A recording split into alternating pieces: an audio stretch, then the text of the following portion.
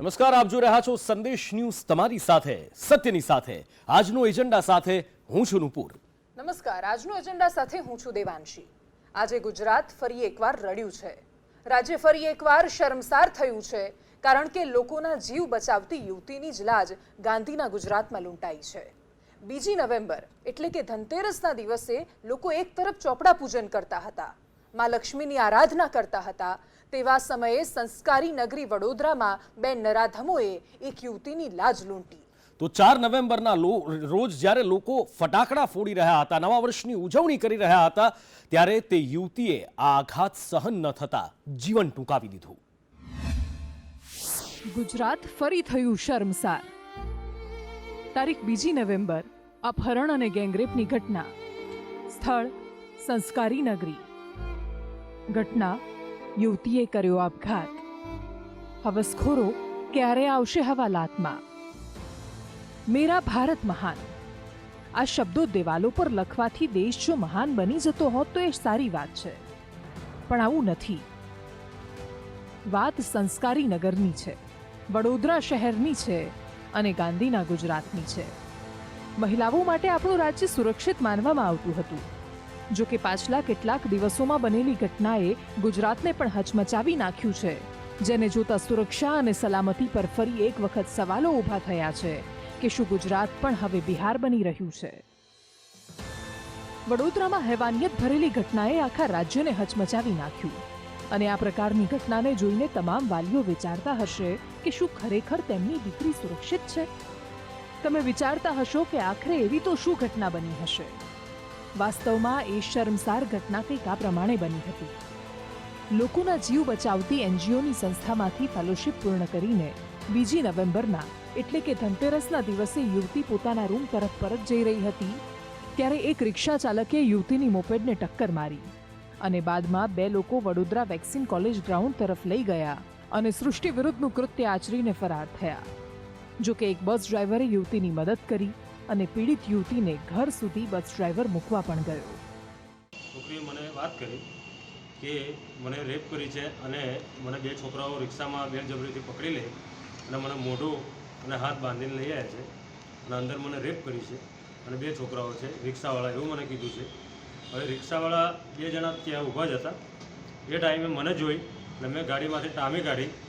એ ટાઈમે એ છોકરાઓ બંને ભાગી છૂટ્યા છે. ખાનગી સંસ્થામાં કામ કરતી અને લોકોને જીવન જીવવાની પ્રેરણા આપનારી યુવતી સાથે સામૂહિક દુષ્કર્મ ગુજારવામાં આવતા તેની હિંમત તૂટી ગઈ હતી. 2 નવેમ્બરે બનેલી ગેંગરેપની ઘટના બાદ 3 નવેમ્બરના રોજ યુવતી નવસારી સ્થિત પોતાના નિવાસસ્થાને રોકાઈ હતી અને શિક્ષકને મળવાનું કહીને નીકળી હતી. જો કે પરિવારને પોતાની આપવીતી જણાવ્યા વિના તે 4 નવેમ્બરના રોજ પરત ફરી અને ગુજરાત ક્વીન વલસાડ સ્ટેશનમાં જ જીવન ટૂંકાવી નાખ્યું. D12 કોચમાં યુવતીના આપઘાત કેસમાં પોલીસે તપાસ હાથ ધરી તો તારીખ 6 નવેમ્બરથી 11 નવેમ્બરની વચ્ચે માતા પિતાને યુવતીની અંગત ડાયરી મળી આવી. જ્યારે 12 નવેમ્બરના રોજ ગેંગરેપ થયાનો સૌથી મોટો ઘટસ્ફોટ થયો, જે પીડિત યુવતીએ પોતાની ડાયરીમાં કર્યો હતો. 13 નવેમ્બરના રોજ પોલીસે બસ ડ્રાઈવરની પૂછપરછ કરી બંને રિક્ષા ચાલકોની તપાસ હાથ ધરી છે. આ ઉપરાંત યુવતીના પરિવારજનોને વડોદરા પણ બોલાવ્યા છે. તમે પણ એ ડાયરીમાં લખેલી વાત જાણવા આતુર હશો, તો બતાવીએ કે શું લખ્યું હતું પીડિત યુવતીએ તે ડાયરીમાં. સૌપ્રથમ જીઆરપીની ટીમને મૃતક યુવતીની ડાયરી મળી હતી. આ ડાયરીમાં યુવતીએ પોતાની આપવીતી જણાવી હતી. ડાયરીમાં યુવતીએ તેની સાથે દુષ્કર્મ થયો હોવાનો સૌથી મોટો ઘટસ્ફોટ કર્યો હતો. ડાયરીમાં ઉલ્લેખ કરાયો છે કે 2 નવેમ્બરના રોજ તેનું અપહરણ થયું હતું. ફેલોશિપ કરીને તે રૂમ તરફ પરત ફરી રહી હતી ત્યારે આખી આ ઘટના બની હતી. વડોદરા વેક્સિન કોલેજ ગ્રાઉન્ડમાં આ સમગ્ર ઘટના બની હતી. એક બસ ડ્રાઈવરે તેની મદદ કરી અને ઘરે પણ મૂકવા ગયા હતા. દરેક મુદ્દામાં જે આક્ષેપો કર્યા છે એ દરેક મુદ્દાની અમે તપાસ કરી રહ્યા છીએ. દુષ્કર્મ થયું છે, દુષ્કર્મનો એનો ઉલ્લેખ કર્યો છે, પણ એ ખરેખર એને કેવા સંજોગોમાં લખ્યું છે, શું છે, એની પણ અમે તપાસ કરી રહ્યા છીએ. અચ્છા, દુષ્કર્મનો ઉલ્લેખ છે આનો. અને મેડિકલ તપાસમાં પણ અમે એ દિશામાં અમે પેનલ ડૉક્ટરથી પીએમ કરાવ્યું છે. સ્થળ પર ડૉક્ટર સાહેબને બોલાવ્યા હતા, FSL બોલાવી છે, બધા નમૂના લઈ અને FSL મોકલી આપ્યું છે. જે યુવતીએ આપઘાત કરીને જીવન ટૂંકાવ્યું છે તેના પણ કેટલાક સપના હતા, કેટલાક અરમાન હતા. દુનિયાને અલવિદા કહેનારી યુવતી એક લેખિકા બનવા માંગતી હતી. પોતાના શબ્દોથી તે દુનિયા પર રાજ કરવા માંગતી હતી. વૃક્ષમાં તું જ બીજ, આ નામનું પુસ્તક તે લખી રહી હતી. ગાંધીના ગુજરાતમાં જ્યારે આવી શર્મસાર ઘટના બને ત્યારે સવાલો ઉઠે તે વાત પણ સ્વાભાવિક છે. શું ગુજરાત બિહાર બનવા જઈ રહ્યું છે? નરાધમોને કેમ નથી કાયદાનો ડર? ક્યારે ઝડપાશે આરોપીઓ? શું પીડિત પરિવારને ન્યાય મળશે? અને ગુજરાતની શિકલ ક્યારે બદલાશે? 4 નવેમ્બરના રોજ વલસાડની ટ્રેનમાં નવસારીની એક યુવતીએ આપઘાત કર્યો હતો. આ યુવતી વડોદરા ખાતે એક એનજીઓમાં કામ કરતી હતી. યુવતીએ પોતાના ડાયરીમાં ઉલ્લેખ કર્યો છે કે વેક્સિન ઇન્સ્ટિટ્યૂટ પાસે 2 રિક્ષામાં આવેલા નરાધમોએ તેની સાથે દુષ્કર્મ આચર્યું હતું. તેને ઝાડી ઝાખરામાં અંદર ખેંચી ગયા હતા. આ તમામ ઉલ્લેખ યુવતીએ પોતાની ડાયરીમાં કર્યો છે અને હાલ Vadodara railway police, Vadodara rural SOG અને હાલમાં વડોદરા પોલીસ પણ ક્રાઇમ બ્રાન્ચ પણ તેમાં જોડાઈ છે. એનજીઓના સંચાલકોની પૂછપરછ હાથ ધરાઈ છે ને આ એ જ વેક્સિન ઇન્સ્ટિટ્યૂટ છે કે જ્યાં યુવતીએ પોતાના ડાયરીમાં ઉલ્લેખ કર્યો છે કે જ્યાં તેની સાથે દુષ્કર્મ હોવાનું તે જણાવી રહી છે. અને સાથે જે બસ ચાલક છે પ્રત્યક્ષદર્શી જેણે યુવતીને જોઈ હતી ત્યારે તે અર્ધનગ્ન હાલતમાં હોવાનું બસ ચાલકે જણાવ્યું હતું ને ત્યારબાદ તે બેટરી લઈને અંદર આવ્યો હતો. તેને કપડાં આપ્યા હતા. ત્યારબાદ તેની બહેનપણીને બોલાવી હતી અને પ્રત્યક્ષદર્શી જે કહી રહ્યો છે અને જે ડાયરીમાં ઉલ્લેખ છે તે આ બંને વચ્ચે હવે સામ્યતા જોવા મળી રહી છે. ત્યારે પોલીસ હજુ પણ 9 દિવસ વીત્યા છતાં પણ મેડિકલ રિપોર્ટ મેળવી શકી નથી. ત્યારે પોલીસની ઢીલી કામગીરી સામે પણ સવાલો ઊભા થઈ રહ્યા છે. કેમેરા પર્સન વિજય પટેલ સાથે કુણાલ શર્મા, સંદેશ ન્યૂઝ, વડોદરા. ને જીવન જીવવા માટે હોય છે. મૃત્યુ નક્કી કરવાનો અધિકાર માણસનો નથી. ગમે તેવા સંઘર્ષ સામે ઝઝૂમી રહ્યા હોય છતાં પણ જીવીને બતાવવું એ માણસ જીવનની પહેલી શરત છે. પણ છેલ્લા થોડા સમયથી કાં તો મુશ્કેલીઓ વધી છે કાં તો સહન કરવાની શક્તિ ઘટી છે. અને ગુજરાતમાં દર 1.25 કલાકે એક માણસ આત્મહત્યા કરી દે છે. આ આંકડા સમાજ માટે ચિંતારૂપ છે.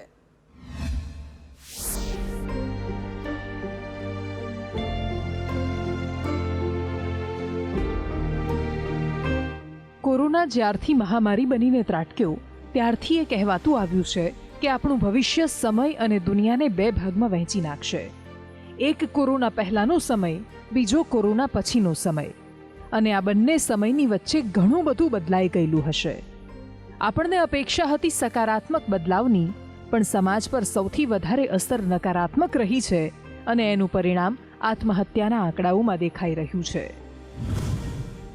આંકડા કહે છે કે આપણા સમૃદ્ધ ગુજરાતમાં વર્ષ 2020માં 8050 લોકોએ આપઘાત કર્યો છે. એટલે કે દિવસમાં સરેરાશ 22 લોકો જીવન ટૂંકાવી દે છે. સૌથી વધારે આત્મહત્યા અમદાવાદ અને સુરત જેવા શહેરમાં છે. તો સામૂહિક આત્મહત્યાની પણ ગુજરાતમાં 3 ઘટનાઓ બની હતી. સગીર અને યુવાન વયમાં આપઘાતના કેસ સૌથી વધારે આવી રહ્યા છે. દર 1.25 કલાકે આ સમૃદ્ધ મનાતા રાજ્યમાં કોઈ વ્યક્તિ મોતને ભેટે છે. કારણોમાં પણ વૈવિધ્ય છે અને સમાજની માનસિક સ્થિતિ સારી નથી એ વાત પણ સાબિત થાય છે. આત્મહત્યાના સામે આવતા કારણો પર નજર કરીએ તો ગરીબી, બેરોજગારી, પરીક્ષામાં મળતી નિષ્ફળતા, પ્રેમ સંબંધમાં મળતી નિષ્ફળતા, પારિવારિક ઝઘડા અને બીમારી મૂળભૂત કારણો સામે આવે છે. આવા કારણોના ચક્રવ્યૂહથી અનેક લોકોએ જીવનની સફર અધવચ્ચે છોડી દીધી. આ સ્થિતિના કારણો જેમ અલગ છે એમ સ્થિતિ અને ઉપાયો પણ અલગ અલગ હોય છે. કોવિડ પછી ઘણું ખરું ડિસ્ટર્બ થયું છે અને જે અત્યારે જે મોંઘવારી વધી ગઈ છે, જરૂરિયાતો વધી ગઈ છે, અપેક્ષાઓ વધી ગઈ છે, એના કારણે સમયની સાથે સોશિયલ સ્ટ્રક્ચર ડિસ્ટર્બ જ થતું જાય છે. આત્મહત્યા જે છે, આત્મહત્યા કરનાર વ્યક્તિ એ માનસિક રીતે જ્યારે તૂટે છે ત્યારે જ આત્મહત્યા કરે છે. પોતાનું શરીરને નુકસાન કરવાની કોશિશ ત્યારે જ કરે છે. તો સૌથી પહેલાં આપણે એ સમજવું પડશે, જે આપણે વાત કરી કે જુદા જુદા કેસીસમાં જુદા જુદા કારણો હોય છે. જે કારણો, જે પરિબળોના કારણે માનસિક રીતે માણસ ડિસ્ટર્બ થયો છે એ દરેક આસ્પેક્ટ ઉપર ધ્યાન આપવું જોઈએ અને એમાંથી નીકળવાના રસ્તા માટે એકલા જો મહેનત કરતા હોય તો આપણી નજીકના લોકોની મદદ લેવી જોઈએ. આવનારો સમય તો હજુ પણ મોટા પડકારો લઈને આવવાનો છે.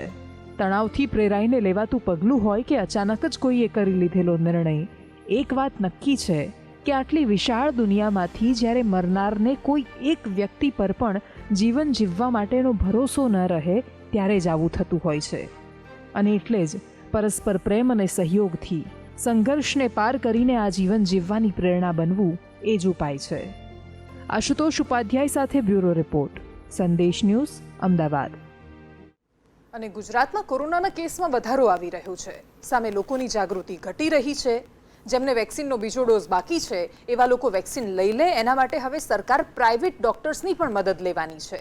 પણ આ સ્થિતિ સૌથી વધારે પરેશાનીની હોય તો એ છે વાલીઓની, કેમ કે એમના માટે તો સૌથી મોટું કન્ફ્યુઝન એ છે કે બાળકોને શાળાએ મોકલવા કે ના મોકલવા. તહેવારો પછી ગુજરાતમાં વધેલા કોરોના કેસ અને તબીબોનું વારંવાર કહેવું છે કે આવનારા 15 દિવસ જ દિશા નક્કી કરવાના છે કે ગુજરાતમાં કોરોનાની નવી લહેર ઉઠે છે કે કોરોનાને આપણે હરાવી દીધો છે. પણ એના પહેલા વેક્સિનેશનથી લઈ કોરોનાના નિયમોના પાલન માટે જે પ્રમાણેની વ્યવસ્થાઓ કરવામાં આવી રહી છે એને લઈને પણ સવાલો ઉઠી રહ્યા છે. વધતા કેસના કારણે ગુજરાતના મહાનગરો પણ સતર્ક થઈ ગયા છે અને એક પછી એક પગલાં લેવાઈ રહ્યા છે. અમદાવાદમાં માસ્ક વગર ફરનારા લોકોને દંડ ફટકારવાની ડ્રાઈવ અમદાવાદ પોલીસે ફરીથી શરૂ કરી છે. તો રાજકોટમાં બસ સ્ટેન્ડ, રેલવે સ્ટેશન અને એરપોર્ટ પર આવતા મુસાફરોનું ચેકિંગ શરૂ થયું છે. અને સુરતે પણ અમદાવાદની તર્જ પર જ જાહેર સ્થળોએ રસીનું સર્ટિફિકેટ ચકાસવાનું શરૂ કર્યું છે. કચેરી, સિટી બસ, બગીચા, ઝૂ વગેરેમાં સોમવારથી જ રસીના બંને ડોઝના સર્ટિફિકેટ વગર એન્ટ્રી નહીં મળે. જો કે રાજકોટમાં હાલ આ પ્રકારનો કોઈ નિર્ણય લેવામાં નથી આવ્યો. પણ આ નિર્ણયોની સાથે સાથે એનું પાલન કરાવવું પણ મહત્વનું છે. ગુજરાતમાં વેક્સિનેશન જે ઝડપથી થતું હતું એના પર બ્રેક લાગી છે. કેટલાય લોકો એવા છે જેમણે રસીનો પહેલો ડોઝ લીધો છે, બીજા ડોઝ માટે પણ લાયક બની ગયા છે અને છતાંય વેક્સિન નથી લઈ રહ્યા. કોરોનાના કેસ ઓછા થતાં જ તંત્રની સાથે સાથે લોકો પણ બેફિકર બની રહ્યા છે. પણ હવે રાજ્યના આરોગ્ય વિભાગે પ્રાઇવેટ ડોક્ટર્સની આ મામલે મદદ લેવાનું નક્કી કર્યું છે. અને આઈએમએના જે સમગ્ર ગુજરાતમાં 100થી પણ વધારે લોકલ બ્રાન્ચ છે તેનું સંકલન કરીને આપણે આ રસીના કાર્યક્રમનો સંકલ્પ કરીને સરકારના સહયોગ અને એની જોડે રહીને આપણે સફળતા મળે એનો અમારો પૂરેપૂરો પ્રયત્ન છે. ખાનગી ડોક્ટર્સની મદદ લેવાનું કારણ એ પણ અપાઈ રહ્યું છે કે સ્થાનિક સ્તરે ડોક્ટર્સનું દર્દી સાથે ખાસ બોન્ડિંગ હોય છે. તબીબો પાસે આવતા દર્દીઓનું કાઉન્સેલિંગ કરાશે. ગુજરાતમાં 32 લાખ લોકો એવા છે જેમણે બીજો ડોઝ નથી લીધો, તેની પણ સરકારને ચિંતા છે. તો આવા લોકોને સમજાવીને રસી લેવા માટે પ્રેરિત કરવા તબીબોની મદદ લેવાશે. એક બાજુ ઓછું રસીકરણ, લોકોની ઘટતી જાગૃતિ અને સામે શાળાઓ ખોલવાની તૈયારીઓ સામે પણ સવાલ તો થઈ રહ્યા છે. ગુજરાતમાં વધતા કેસના પગલે આવનારા દિવસો એટલા ગંભીર મનાઈ રહ્યા છે કે એના જ કારણે રિવાજ અને શ્રદ્ધા સાથે જોડાયેલી ગિરનારની લીલી પરિક્રમા પર પણ રોક લગાવી દીધી છે. અને એટલે જ વાલીઓ હવે ચિંતામાં છે કે બાળકોને શાળાએ મોકલવા તો એ તૈયાર છે, પણ રસી નથી આવી તો જોખમની સાથે એમને કેવી રીતે મોકલે શાળામાં. દિવાળીના માહોલની અંદર જે પબ્લિક ભેગી થઈ એના કારણે જે કોરોના હવે વધી રહ્યો છે, તો અત્યારે હાલ પૂરતું જો સ્કૂલ ચાલુ કરવા માટે નિર્ણય મુલતવી રાખવામાં આવે તો એ વધારે હિતાવહ રહેશે વાલીઓ માટે. વેક્સિન આવે એ વાત સાચી છે, પણ જે અત્યારે કેસ ત્રીજી લહેરના જે કહેતા હતા એ પ્રમાણે આવી રહ્યા છે, તો હાલ એવી કોઈ વેક્સિનો છોકરાઓને મારવામાં આવી નથી કે એમની સેફટી રહે. અને નાના બાળક છે એ લોકોનું ધ્યાન નહીં આપી શકે. જો કે તબીબોનું તો એવું જ માનવું છે કે હવે સમય આવી ગયો છે કે શાળાઓ ખોલી દેવામાં આવે. જો સામાજિક અંતર અને માસ્ક સહિતના નિયમોનું પાલન કરવામાં આવશે તો વાંધો આવે તેવી શક્યતા નથી. આમ વેક્સિન, ઘટતી જાગૃતિ, બૂસ્ટર ડોઝ આ બધા જ કન્ફ્યુઝનની વચ્ચે અને આવનારા દિવસોમાં ખતરાની ઘંટીની વચ્ચે સૌથી વધારે ચિંતા નાના બાળકોના માતા પિતાને છે. આટલા સમય પછી પણ કોરોનાનો ડર ઓછો નથી થઈ રહ્યો. બ્યુરો રિપોર્ટ, સંદેશ ન્યૂઝ. દેશનું એક રાજ્ય એવું છે જેનું સત્તાનું સુકાન જો મળી જાય તો રાજકીય પાર્ટીઓનો બેડો પાર થઈ જાય. સૌથી વધુ લોકસભા અને વિધાનસભાની બેઠક ધરાવતા આ રાજ્ય પર હવે તમામ પાર્ટીઓની નજર છે. એટલા માટે જ વિધાનસભાની ચૂંટણી પહેલા આ રાજ્યમાં મહાસંગ્રામ સર્જાયો છે. દેશની દિગ્ગજ 2 પાર્ટીઓ સહિત સ્થાનિક રાજકીય પાર્ટીઓએ ચૂંટણી પહેલા મતદારોને રીઝવવાની કવાયત તેજ કરી છે.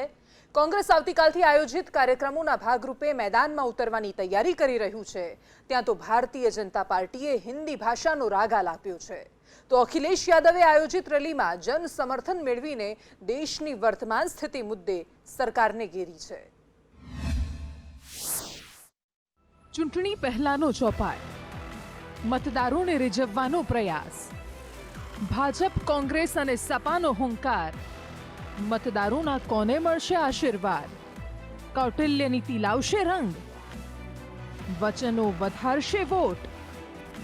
શું અખિલેશની ચાલશે સાયકલ?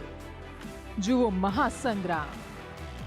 સ્વાભાવિક છે કે આ તમામ દ્રશ્યો વિધાનસભાની ચૂંટણી પહેલા સામે આવે છે. વાત છે ઉત્તર પ્રદેશની. અમિત શાહ, યોગી આદિત્યનાથ અને અખિલેશ યાદવના દમદાર પ્રચાર વચ્ચે કોંગ્રેસ પણ આવતીકાલથી મિશન ઉત્તર પ્રદેશના મહાસંગ્રામમાં કમબેક કરશે અને આયોજિત રણનીતિ મુજબ આગળ વધશે. પહેલા વાત કરીએ કેન્દ્રીય ગૃહપ્રધાન અમિત શાહની. વારાણસીમાં હસ્તકલા સંકુલમાં અખિલ ભારતીય રાજભાષા સંમેલનમાં હિન્દી ભાષાને મજબૂત કરવા બાબતે કેન્દ્રીય ગૃહપ્રધાને ભાર આપ્યો હતો. અમિત શાહે માતા પિતાને સલાહ આપતા કહ્યું કે પોતાની માતૃભાષામાં પોતાના બાળકો સાથે વાતચીત કરો, તેમાં જરા પણ શરમ અનુભવવાની વાત નથી. આપણી માતૃભાષા આપણું ગૌરવ છે. આ અવસરે શાહે વધુમાં કહ્યું હતું કે તેમની માતૃભાષા ગુજરાતી છે, જો કે હિન્દી ભાષા તેઓ વધુ પસંદ કરે છે. દેશ જ્યારે આઝાદીના 100 વર્ષની ઉજવણી કરે ત્યારે હિન્દી ભાષાનો દેશભરમાં દબદબો જોવા મળવો જોઈએ. हमने यहीं बनारस से ही खड़ी बोली का क्रमवार विकास देखा है और ये खड़ी बोली का जो क्रमवार विकास हुआ है और ये समृद्ध भाषा बनकर आज हिंदी हमारे सामने खड़ी है, इसकी पूरी यात्रा को मैं प्रणाम करता हूं और वो हमारे लिए हमेशा प्रेरणा का स्रोत है. 19वीं सदी के अंतिम 2 दशक हमारे देश के इतिहास को देखें तो घटना बहुल थी. ढेर सारी घटनाओं समांतर रूप से देश भर में घटित होती गई. इस अखिल भारतीय राजभाषा सम्मेलन में कहने आया हूं कि हम सब हिंदी प्रेमियों के लिए भी ये संकल्प का वर्ष रहना चाहिए कि 100 साल जब आजादी के हो तब इस देश में राजभाषा और हमारी सभी स्थानीय भाषा का दबदबा इतना बुलंद हो कि किसी भी विदेशी भाषा का सहयोग लेने की जरूरत नहीं. તો આ તરફ ગોરખપુરમાં વિજય યાત્રાને લઈને પહોંચેલા અખિલેશ યાદવને વિશાળ માત્રામાં જનસમર્થન મળ્યું.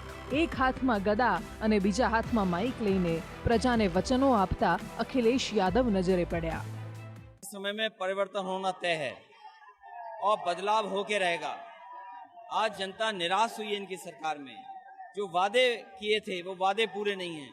किसान की आय घटी है, किसान की आय दोगुनी नहीं हुई. डीजल पेट्रोल की कीमत बढ़ी है. जो लोग ये कहते थे कि महंगाई कम होगी, उन्होंने महंगाई बढ़ाई है. आज गरीब की जेब काट करके अमीरों की तिजोरी भरी जा रही है. इस अवस्था में गरीबों के लिए कोई जगह नहीं है. नौकरी जहां मिलनी थी वो संस्थाएं बेची जा रही हैं. આવતીકાલથી ઉત્તર પ્રદેશમાં મળનારી કોંગ્રેસ પદાધિકારી પ્રતીક્ષા સંમેલન લક્ષ્ય 2022 સંદર્ભે પદાધિકારીઓ સાથે મહત્વપૂર્ણ વિષયો પર સંવાદ થવાનો છે. 14 નવેમ્બરના રોજ પ્રથમ સંવાદ બુલંદશહેરમાં થશે, જેમાં આગ્રા, અલીગઢ, મેરઠ મંડળના 14 જિલ્લાના પદાધિકારીઓ હાજરી આપશે. તો 15 નવેમ્બરે મુરાદાબાદમાં મળનારી બેઠકમાં અનેક જિલ્લાના પદાધિકારીઓ હાજર રહેવાના છે. આ બંને દિવસમાં 26 જિલ્લાના પદાધિકારીઓ સાથે રાજ્યની વર્તમાન સ્થિતિ અને ચૂંટણીલક્ષી વિષયો સંદર્ભે ચર્ચા વિચારણા કરવામાં આવશે. ચૂંટણી નજીક હોય ત્યારે જાહેર સભા અને બેઠકોનો ધમધમાટ થાય તે વાત સાવ સહજ છે. જો કે જોવું એ રહેશે કે મતદાન વખતે પરિણામ કઈ દિશામાં અને કયા પક્ષની તરફેણમાં જનાદેશ રહેવાનો છે. બ્યુરો રિપોર્ટ, સંદેશ ન્યૂઝ. ભારતના બંધારણનો અનુચ્છેદ 21 દરેક માણસને જીવવાનો અધિકાર આપે છે અને જીવવા માટે શુદ્ધ હવા, શુદ્ધ પાણી અને શુદ્ધ ખોરાક એ પ્રાથમિકતા છે. પણ સવાલ એ આવીને ઊભો રહે છે કે ચોખ્ખી હવા એ સરકારની પ્રાથમિકતા ક્યારે બનશે? દેશની રાજધાની દિલ્હીમાં દર શિયાળાની જેમ આ વખતે પણ હવામાં ઝેર ઘોળાયું અને જેણે પ્રદૂષણ અટકવાનું નામ જ નથી લીધું એ લોકો એકબીજા પર દોષનો ટોપલો ઢોળવામાં વ્યસ્ત છે.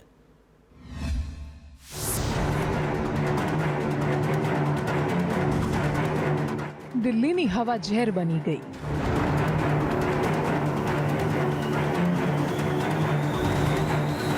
અહીંયા શ્વાસ લેવો મતલબ મોત નોતરવું.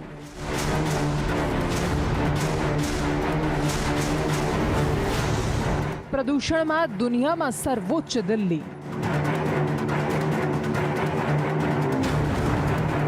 એક એક શ્વાસ માટે અહીંયા સંઘર્ષ છે.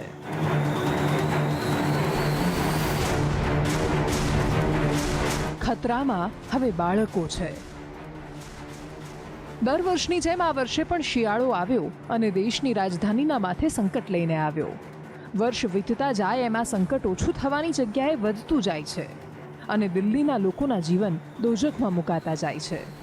પણ હવે આ મામલે સુપ્રીમ કોર્ટે કેન્દ્ર સરકારને આકરા સવાલ કર્યા છે. ચીફ જસ્ટિસ સહિતની બેન્ચે આ મામલે સુનાવણી કરતા કહ્યું કે જો જરૂર લાગે અને શક્ય હોય તો 2 દિવસનું લોકડાઉન લગાવી દો.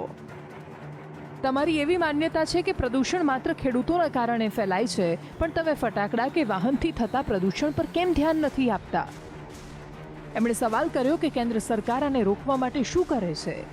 પ્રદૂષણનું સ્તર તો એટલું ખરાબ છે કે લોકોએ ઘરમાં માસ્ક પહેરીને રાખવું પડે છે. જસ્ટિસ સૂર્યકાંતે તો એમ પણ કહ્યું હતું કે અમે પણ ખેડૂતો છીએ અને જાણીએ છીએ કે કેન્દ્ર સરકાર પરાલીના નામે જે મદદ કરે છે તે પૂરતી નથી. અને નાના બાળકો સવારે 7 વાગે શાળાએ નીકળે છે જ્યારે પ્રદૂષણ સૌથી વધારે હોય છે અને એટલે ખતરો એમને છે. સૌથી મોટી વાત કોર્ટે કહી એ લોકડાઉન લાવવાની હતી, પણ આ મામલે દિલ્હીની જનતામાં મતમતાંતર જોવા મળ્યા. और ज़रूरत पड़े तो लॉकडाउन भी लगना चाहिए. अगर जान माल की रक्षा करनी है तो करना पड़ सकता है. तो लॉकडाउन से क्या ये ख़त्म हो जाएगा? ख़त्म तो नहीं होगा भाई. ज़रूरत वाले लोग तो जाएंगे ही जाएंगे, हॉस्पिटल जाना ही है, कामकाज के लिए जाना ही रहेगा. अब ऐसा तो नहीं है अगर लॉकडाउन करना है तो इससे क्या होगा? कुछ नहीं होगा. ये सरकार को खुद ध्यान देना चाहिए कि हमें क्या करना है. આપણા દેશને વિશ્વગુરુ બનાવવાની વાત તો ચાલે છે, પણ આપણે બીજા કોઈ કેસમાં ઉદાહરણરૂપ બનીએ કે ન બનીએ, પ્રદૂષણમાં તો દુનિયામાં સૌથી આગળ આપણા દેશની રાજધાની પહોંચી ગઈ છે. દુનિયાના ટોપ 5 પ્રદૂષિત શહેરોમાં 2 તો ભારતના છે. 556 એર ક્વોલિટી ઇન્ડેક્સ સાથે ભારતનું દિલ્હી નંબર 1 પર છે, તો 354 AQI સાથે પાકિસ્તાનનું લાહોર બીજા નંબર પર, 178 AQI સાથે બુલ્ગારિયાનું સોફિયા ત્રીજા ક્રમાંકે, 177 AQI સાથે ભારતનું કોલકાતા ચોથા ક્રમાંકે અને 173 AQI સાથે ક્રોએશિયાનું જગ્રેબ 5મા ક્રમાંક પર છે. દેશની રાજધાનીમાં રહેવું એ સામાન્ય સંજોગોમાં તો ગર્વની વાત હોવી જોઈએ, પણ આ દિલ જ્યારે દિલ્હીનું હોય ત્યારે સ્થિતિ બદલાઈ જાય છે. દિલ્હીના યુવાનોમાં પણ આક્રોશ જોવા મળે છે.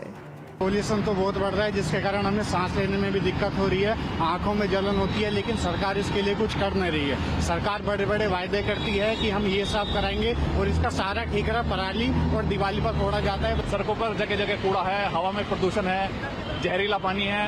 तो यहाँ पे तो दिल्ली में रहना तो लोगों के लिए ऐसा है जैसे नर्क में रहना है. નાગરિકો વ્યથિત છે. સવારે તંદુરસ્તી મેળવવા પાર્કમાં નીકળેલા વૃદ્ધો શ્વાસના બદલામાં જીવન ટૂંકાવીને આવે છે. નાના બાળકો પણ માસ્ક લગાવીને શાળાએ નીકળી પડે છે. દરેક લોકો ગુસ્સામાં છે. બસ જેની જવાબદારી છે એ લોકો વર્ષોથી તમાશા જોઈ રહ્યા છે. વિકાસના નામે માણસનું જીવન ટૂંકાતું જાય, શરીર બીમારીઓનું ઘર બનતું જાય અને સરકારો તમાશો જોતી રહી જાય, તો આનાથી વધારે માનવ જીવનની બીજી લાચારી હોઈ પણ શું શકે. બ્યુરો રિપોર્ટ, સંદેશ ન્યૂઝ.